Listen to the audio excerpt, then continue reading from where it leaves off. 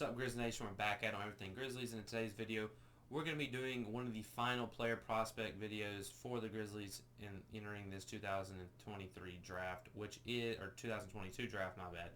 Kennedy Chandler out of Tennessee, the best team in the league.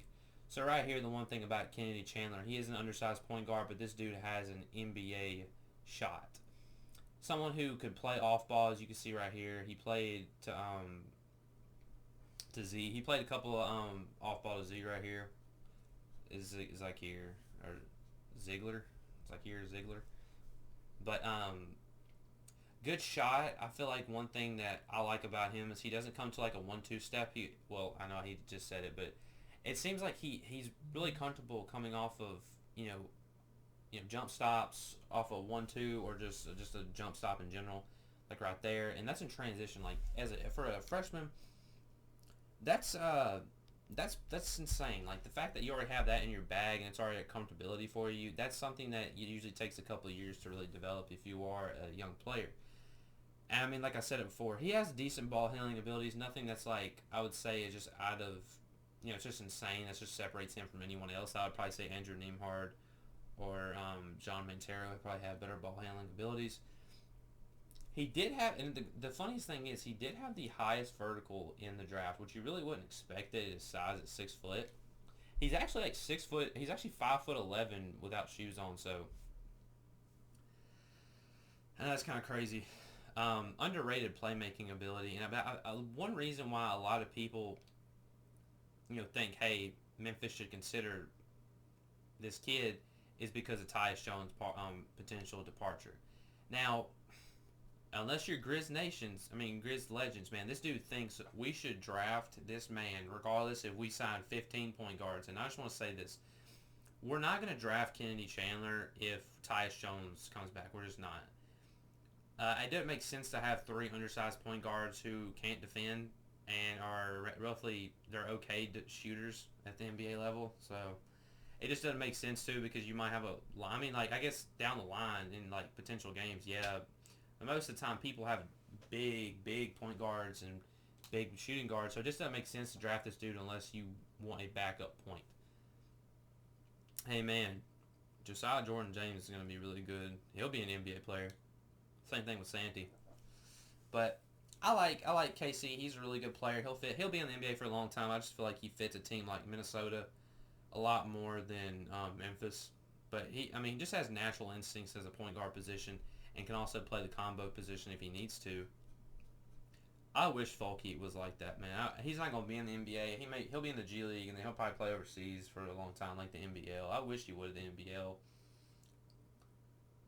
Or like the Chinese Basketball Association. Because dude, you got like Shanghai Sharks, man. Those are some pretty nice teams, actually. Olivier. Sorry, I'm a Tennessee fan, but shoot it, Olivier. Jeez. I don't know. But good speed for, obviously 6 foot. He has to have good speed. Good speed for a point guard. And Euro is going to be good this year too, bro.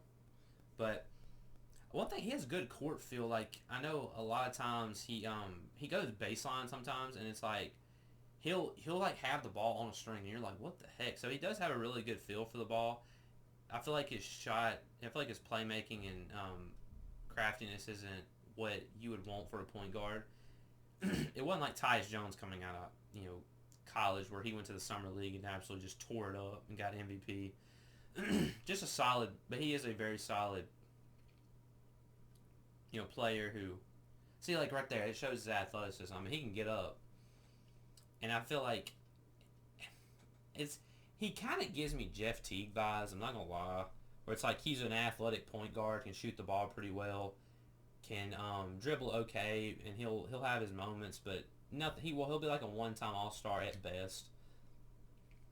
Oh, that was a good rip. He just has good instincts as a basketball player, really. And I feel like if you're Memphis, he's from Memphis. This is a kid who, he's friends with Ja, and it would make a lot of sense. And he has had a workout with the Grizzlies this week, I think. So he is kind of a late, not really contestant, but a late participant and for the Grizzlies, and it makes a lot of sense though. I would, and this would be kind of like Wendell Moore, like a safe pick. I will say this though, some of his weaknesses would probably be his defense and probably his finishing, and just probably being able to handle NBA defenses in my opinion. But that's pretty much it for Kennedy Chandler, man. I mean, good player, bang out. Come on, kid. So that's going to be it for Kennedy Chandler. This is a player who, if Memphis were to keep the 29th pick or eventually, just decide to keep both picks, like I said before, last video or either the next video, the Grizzlies are reportedly interested in the 4th overall pick for Jaden Ivey. It does make sense, and I do hope Memphis ultimately does that, is just keep both picks and hope, or not keep both picks, but they somehow move up and draft like Tyus and keep pick 29 and draft like Kennedy Chandler or Dalen Terry. So that would be my ultimate hopes for the Grizzlies going into this draft, which is heck, we got about really 3 more days. It's kind of the night. It's 8 o'clock on Monday, so we're getting there. We have less than 3 days, man.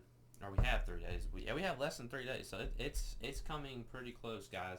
So, but that's going to be it for today's video. You guys like, comment, subscribe, and y'all have a wonderful day.